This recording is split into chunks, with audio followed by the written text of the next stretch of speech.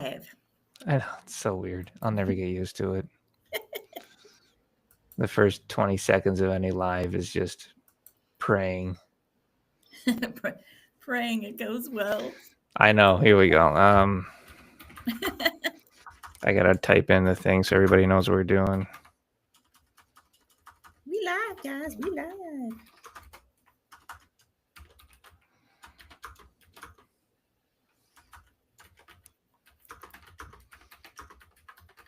I actually really like doing this.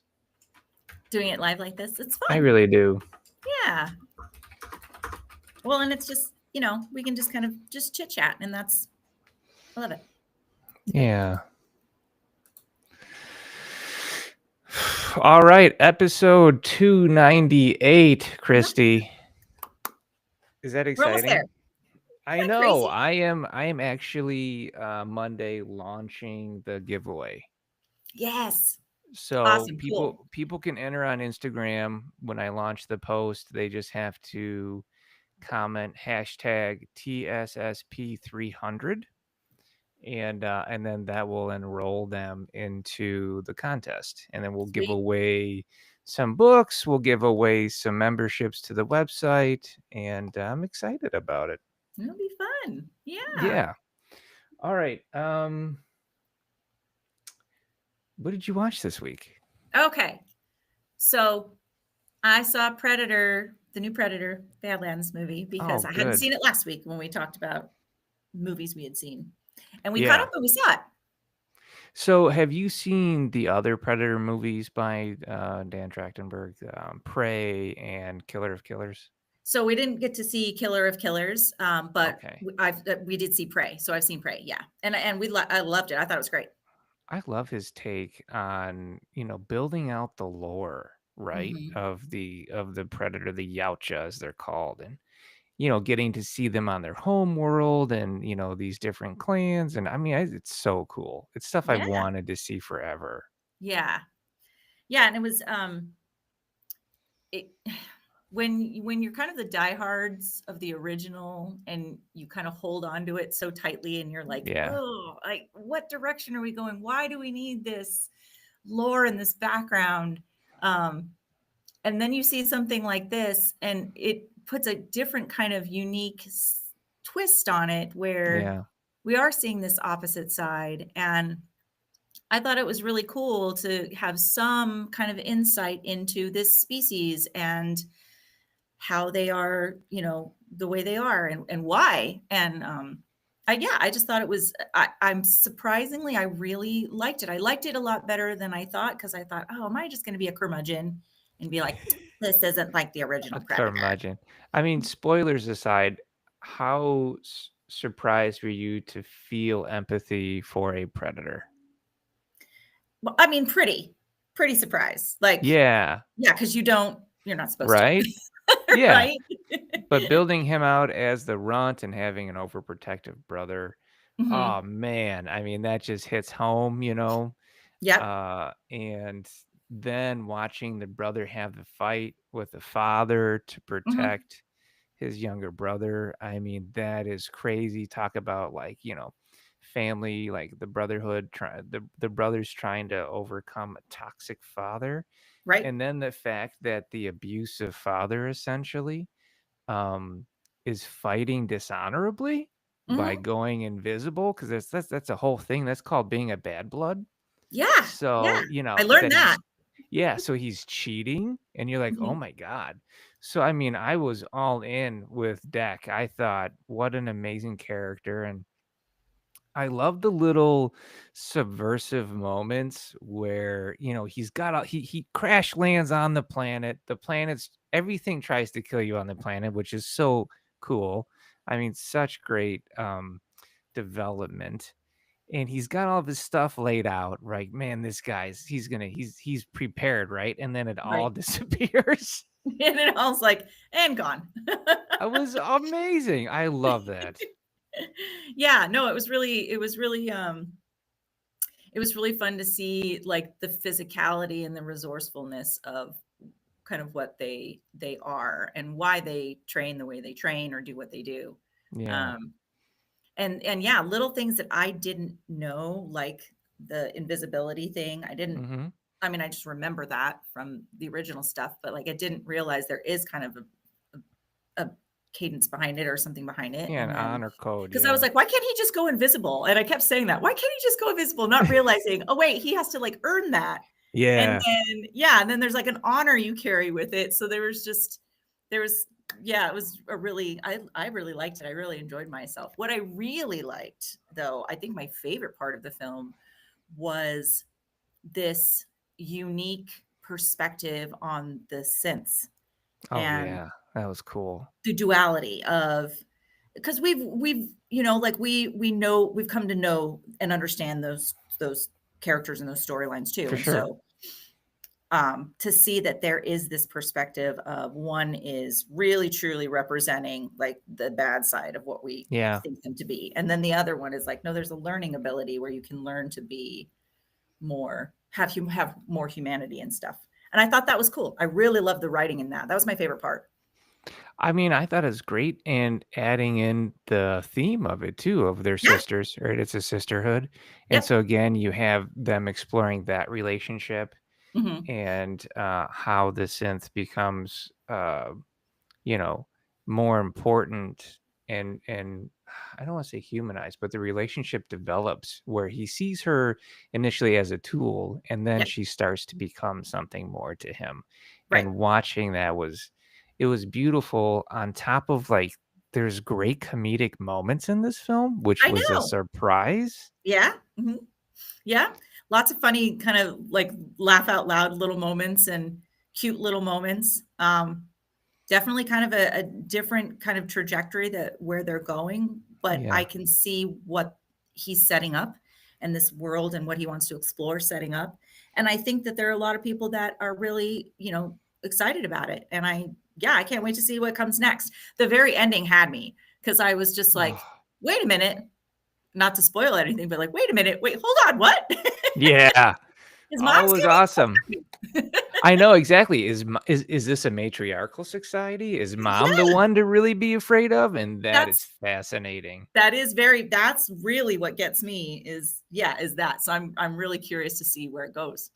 I loved it, man. I thought it was like, wow, I'm watching the deconstruction of a predator. I mean, he loses all of his gear and then he has to adapt to the environment and use the environment to replace his gear. I thought that was so damn cool. Cool. Yeah, And love it. and sitting there with my son watching it and we're watching the fight scene where the synth's legs are separated and the legs are doing the fight scene, and I looked over to him and I said, "I have never in my life seen a fight scene like this." It was absolutely incredible. It was groundbreaking stuff, man. I was like, That's good. "Wow, it's just such a good film." So, Yeah. definitely check out, Predator: Badlands if you haven't had a chance to look at it yet. For Um, sure. Absolutely. do you remember this cheesy old movie from, like, 1983? It's a sword and sorcery B movie, and the hero had a sword. His name was the Deathstalker, and the hero had a sword. It was 4 different blades, and they could shoot out, and he would I think fight like these monsters. Okay. Do you vaguely. remember Yeah, that? vaguely. Yeah, Yeah, I vaguely cheesy. It remember played that. on HBO all the time when we were young. Yeah. They did a remake. It's on Prime, you can rent it. Oh, okay. I It's think called I saw Deathstalker. yeah, Yeah. Deathstalker. Oh, Do you that's what know that is? do you wanna know who the writer director is? No.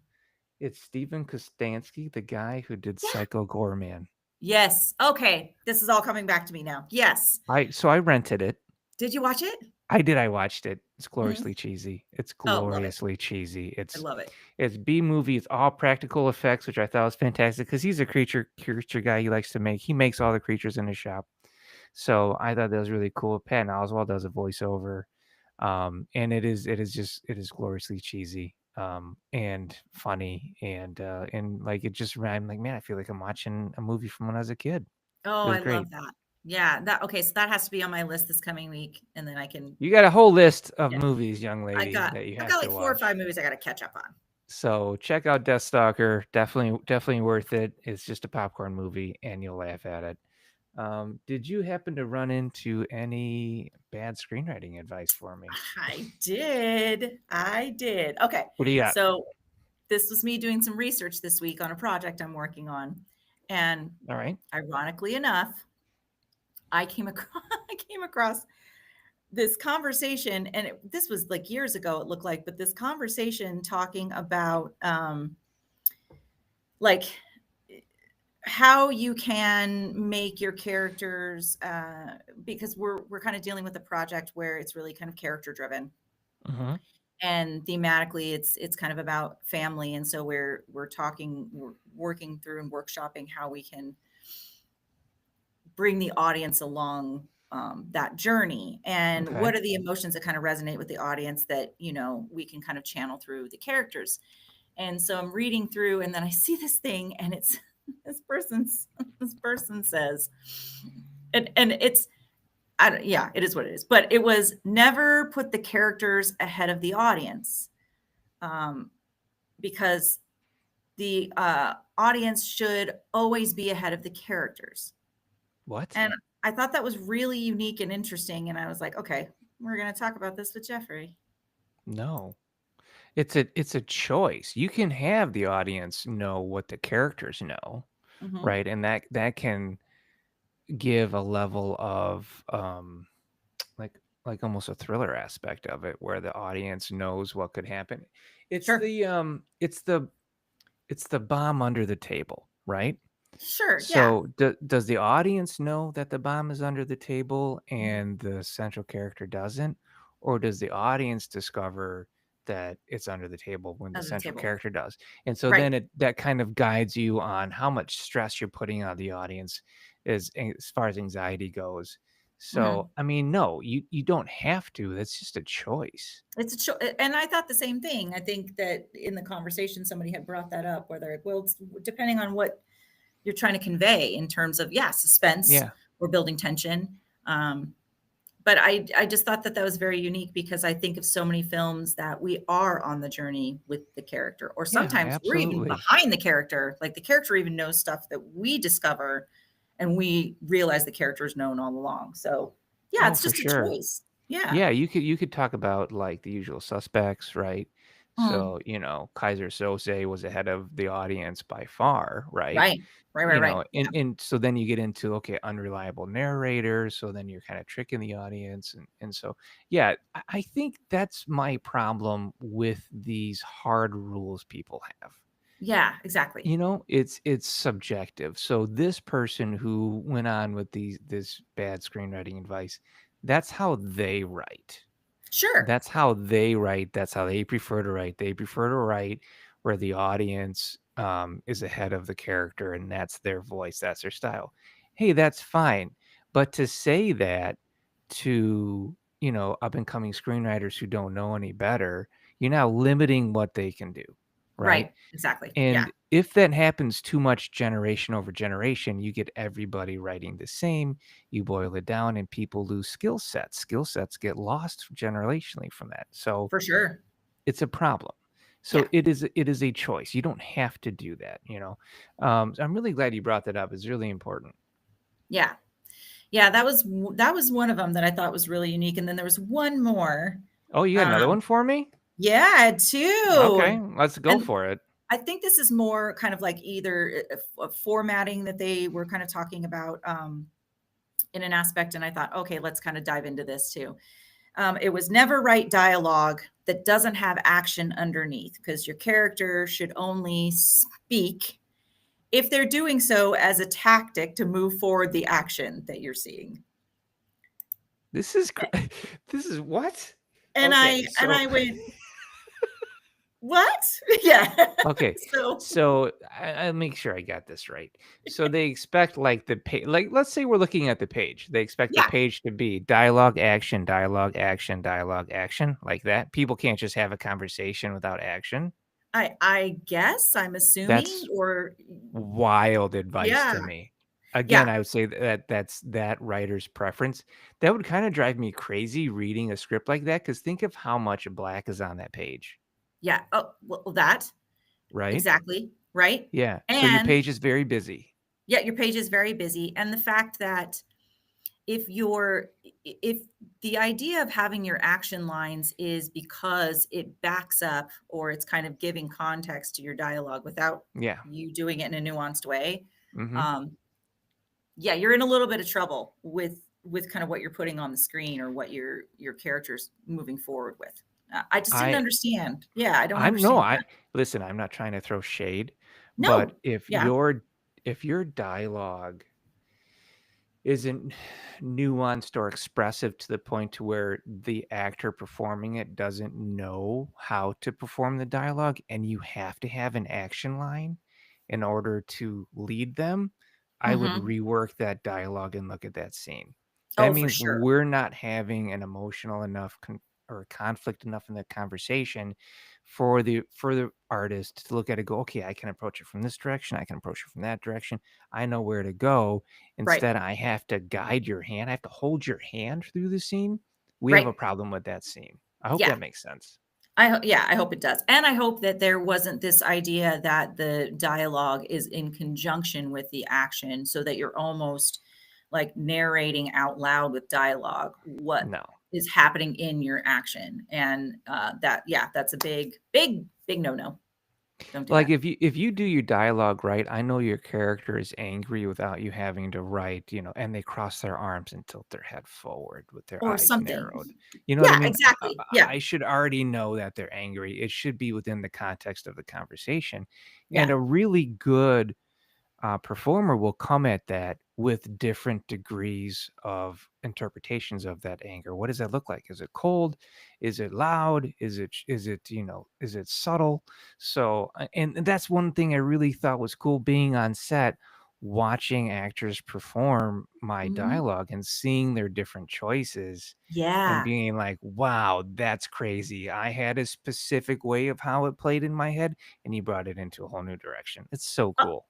It is absolutely amazing as something I just directed kind of my first like, as a director, directed my first project earlier this year that I wrote, and yeah, to see these performers come in and just shift or approach a scene with their dialogue in a delivery way that I didn't even like, when I write, I almost feel like I'm writing kind of in the delivery method that I would do as a performer, which is probably Okay. not very good. But, they would have this yeah, this different approach that would just blow my mind, and I would go, wow, that took it to a whole new level or in a direction that I didn't even really think, and I think it just makes the performance even better and the story even better. So that's like the thing I think of, that's the magic in the moment. That's the thing that AI performers won't have, right? Oh, hands down. An AI performer is going to make the choice that they think is, that they're programmed to make, Mhm. but they're not going to play on the screen. They're not going to Yeah. have that different interpretation. So when people say, "Oh, AI is taking all the jobs," I think there will be a specific AI genre that will be used for that, but I don't think we're losing those real life performers. Maybe I'm just an optimist, but I really feel like that's what's going to happen. Yeah, I don't disagree. The project that I'm currently working on is actually going to be utilizing some AI technology and tools for us to kind of supplement what we're doing. Hmm. And it really boils down to, particularly with the performance aspect. Now we're working on an animated project, so it's not Yeah. real life kind of uh, humans in the sense, but Okay. um, it will boil down to the voice performer coming in and being able to, as a performer, give options and give different choices Yeah. with the delivery of the dialogue that then we can, put onto screen and see how it works into the narrative. So yeah, using AI is while it can be beneficial, there you're absolutely right. There are ways that it's just not going to be able to compete with what you can No. get in that human touch. Yeah. I mean, we had horses, right? And then we went to cars. You still had people driving them. Still, yeah, You yep, know?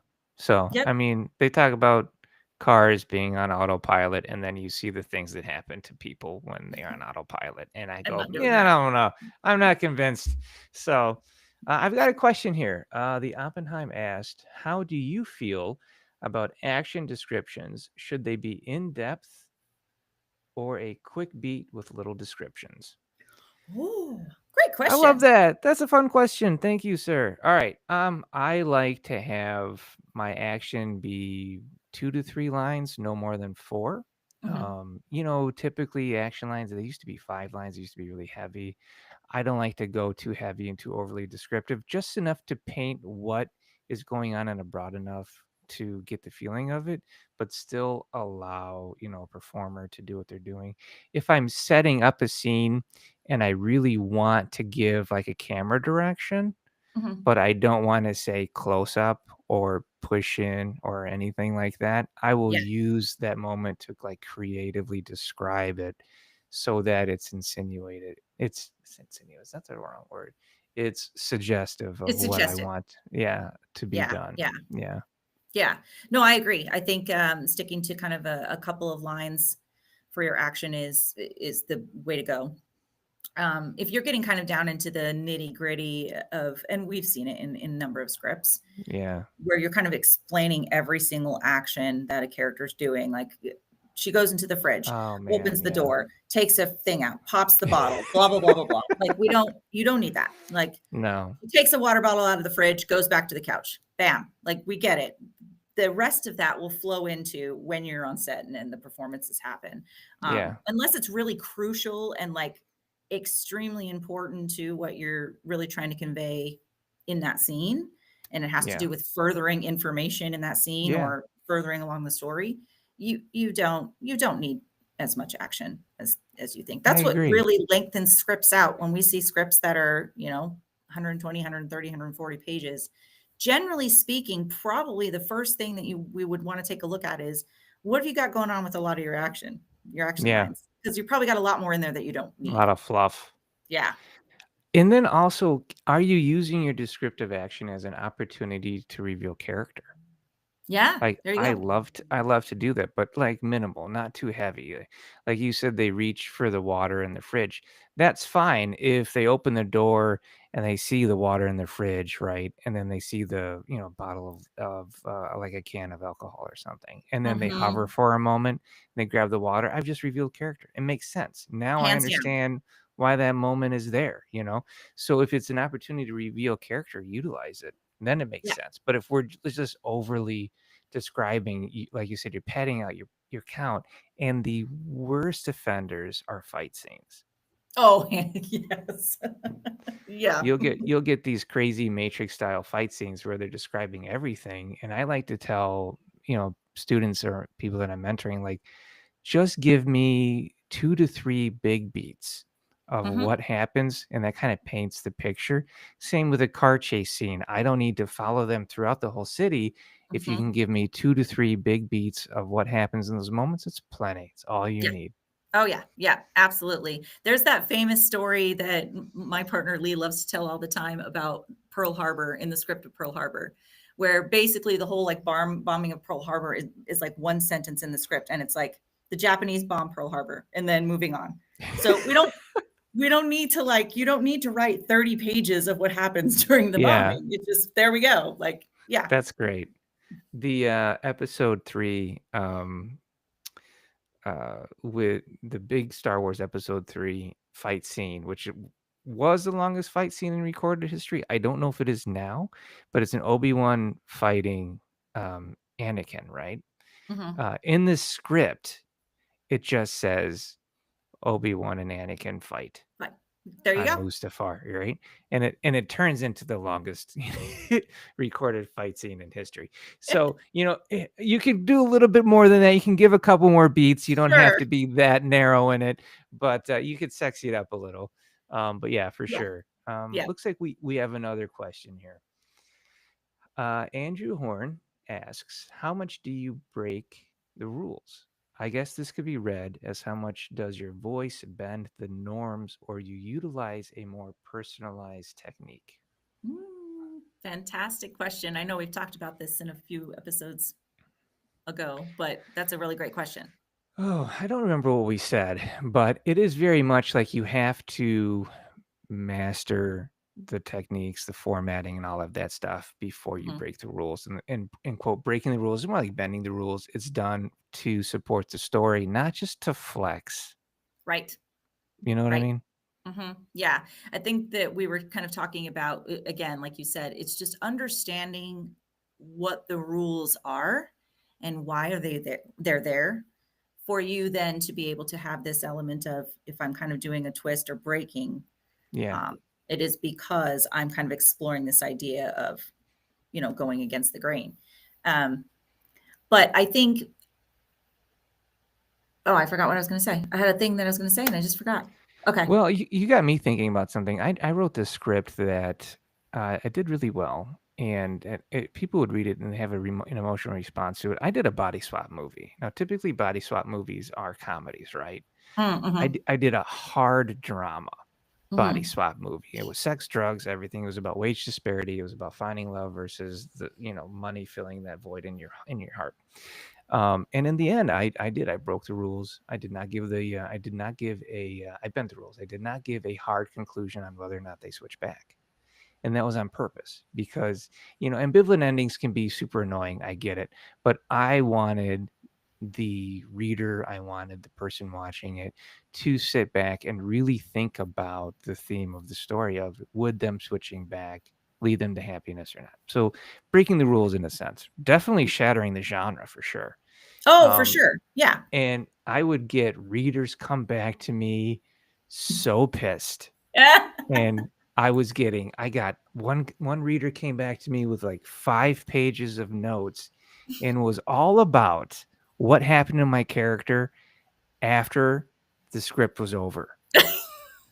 So about stuff I didn't even write, like the screen had gone to black. And they're like, "Oh, so he goes back to his wife and she doesn't love him and he can't stand her and he's gonna cheat on her and they're broke." All of this stuff. And I'm like, do they? Yeah, yeah. Oh my Because gosh, that's that's not so in funny. my script. It just Yeah. cuts to black. You don't know if they switch back. But I wanted that. It's exactly what I wanted them to think about. But Mhm. bending that or breaking that, it definitely can mess with your audience because it usurps their expectations. Oh, yeah, hands down. I mean, I've got an ending in one of my scripts that I got lots of feedback on too from a number of readers. Were like, "Why did you make this choice on this ending? This is supposed to be the hero's story, and it's supposed to be this big moment at the end, and then I just do a huge twist because it's part of again, it was evaluating the theme Yeah. thematically, what I was trying to go for with this character's journey. And so I wanted that to be part of that story. Yeah. And yeah, So I got lots of grief, lots of you need to change the ending, lots of you need to change the ending. that kind of And makes me tell you like stay with the ending because that's what you hands wanted. down. Yeah, Yeah. you know what I mean? It makes people think it's more artistic for sure. But if you're going to like break or bend a genre or structure in general, it has to be for a reason. It has to be to support that story, to support what you're trying to tell. And then, whatever people, critics be damned, at least you did it and you can stand behind it instead of just being like, oh, I'm just going to break these rules. You Yeah. have to understand why you're doing it. Yeah. Otherwise, it can read as slop or Oh, lazy. yeah, yeah. And to the person who asked the question, which again, great question. If you're talking about the rules in terms of, structure and formatting kind of within the screenplay, I know that there's kind of these, like these laws and these guidelines that we're all Yeah. kind of brought to believe is like, this is truth and this is law and you never do that.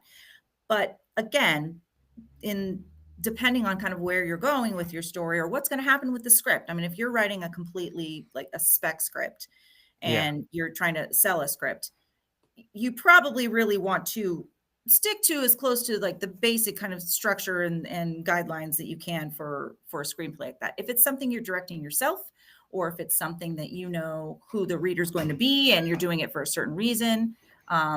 Shane Black is known for kind of writing in a certain style in his screenplays Yeah. that a lot of people gave him some grief for. Mhm. But that's kind of the style that he would do the scripts in. But then again, a lot of times he would end up being involved in the filming of the or directing it. So Yeah. it just depends. It depends on what No, the goal I is. I I think you've got a great point, and let me add a little something onto that, which okay, guys, look, none of you heard this from me, okay? Uh-oh. Alright? Let's hope this doesn't go public. If you are going to break format, as someone who has written a book on formatting, if you're going to break format, be absolutely consistent with how you're breaking your format throughout the script. So Mhm. that way it doesn't look like you don't know what you're doing. It just reads Mm. as, oh, that's their voice as a writer. Mhm. So you can kind of get away with it a little bit more. That being said, I wouldn't do that unless you've got some, heat behind you. You know what you're doing. They like your Mhm. style and all of that stuff. But if Yeah, you're no, I think that's fantastic. Great advice, Jeffrey. I if love you're that. if you're unknown and people that haven't met you before and they don't know your voice, I would recommend sticking with standard format. Yeah. But if you are going to break format, make it consistent. Yeah. All right. Christy, it was so nice having you on today. I love it. I always love these This is conversations. so fun. Great questions from the audience. Yeah. Um, and we are going to launch our 300 episode giveaway starting Monday. Once I put that out, if you comment on that specific post, hashtag TSSP, Yep. yeah, ESSP hashtag 300. TSSP 300. Thank you, Christy. Then you guys will get automatically enrolled for some free fun giveaways. Hey, do you want to do this again next week? Let's do it. All right. See you then. Yeah. Bye, guys.